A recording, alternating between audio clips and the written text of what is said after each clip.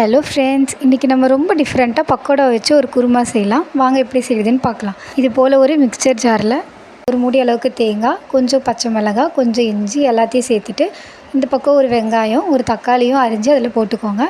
நான் பட்டை இது போல் நல்லா உடச்சி ஒரு 2 பட்டை சேர்த்துருக்கேன்.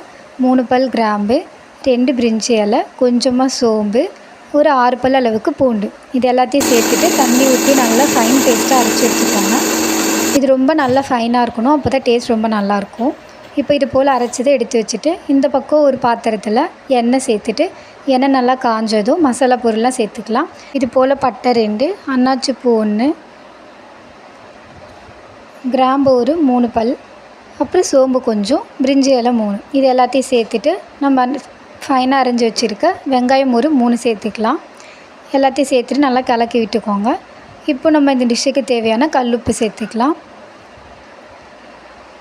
கல்லுப்பு சேர்த்துட்டு நம்ம பொடியாக நறுக்கி வச்சுருக்க தக்காளியை இது போல் கிள்ளி இதில் சேர்த்துக்கோங்க. இது எல்லாத்தையும் சேர்த்துட்டு நல்லா மிக்ஸ் பண்ணிக்கோங்க. கொஞ்சமாக கருவேப்பிலையும் சேர்த்துட்டு இப்போ நம்ம அரைச்சி வச்சுருக்க மசாலாவை இதில் சேர்த்துடலாம்.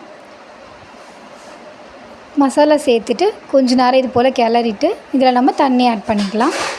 தண்ணி நமக்கு குருமா எந்த அளவுக்கு திக்காக வேணும்னு நினைக்கிறோமோ அந்தளவுக்கு ஆட் பண்ணிக்கலாம். இந்த பக்கோடா வச்சு எப்படி வடைக்கறி செய்கிறங்கிறதுக்கான வீடியோவை நான் கீழே கொடுக்குறேன், மறக்காமல் செக் பண்ணி பாருங்கள். இப்போ நான் இன்னும் கொஞ்சம் தண்ணி இதில் சேர்த்துக்கிறேன். இது எல்லாத்தையும் சேர்த்துட்டு இந்த டிஷ்ஷுக்கு தேவையான மிளகாய் பொடி, நான் நம்ம வீட்டில் அரைக்கிற மிளகாய் பொடி 1 ஸ்பூன் சேர்த்துருக்கேன். இப்போ இது எல்லாத்தையும் கலக்கி விட்டிங்கனாக்கா இது போல் ஒரு கலரில் வரும்.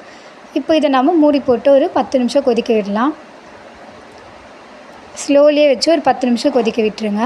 அதுக்குள்ளே நம்மளோட சேனலை சப்ஸ்கிரைப் பண்ணிக்கோங்க. இப்போ பார்த்திங்கன்னா நம்மளோட குருமா நல்லா கொதித்து ரெடி ஆகிடுச்சு. இந்த டைமில் நம்ம இந்த டிஷ்ஷுக்கு தேவையான பக்கோடாவை ஆட் பண்ணிக்கலாம்.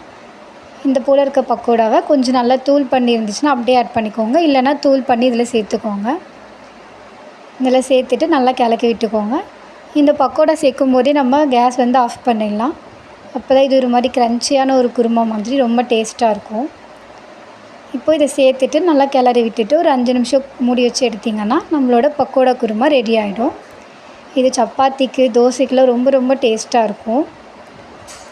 இது வரைக்கும் நீங்கள் இது போல் ட்ரை பண்ணலன்னா கண்டிப்பாக ட்ரை பண்ணி பாருங்கள். இருக்குன்னு மறக்காமல் கமெண்ட் செக்ஷனில் சொல்லுங்கள். மறக்காமல் நம்மளோட சேனலை சப்ஸ்கிரைப் பண்ணிக்கோங்க.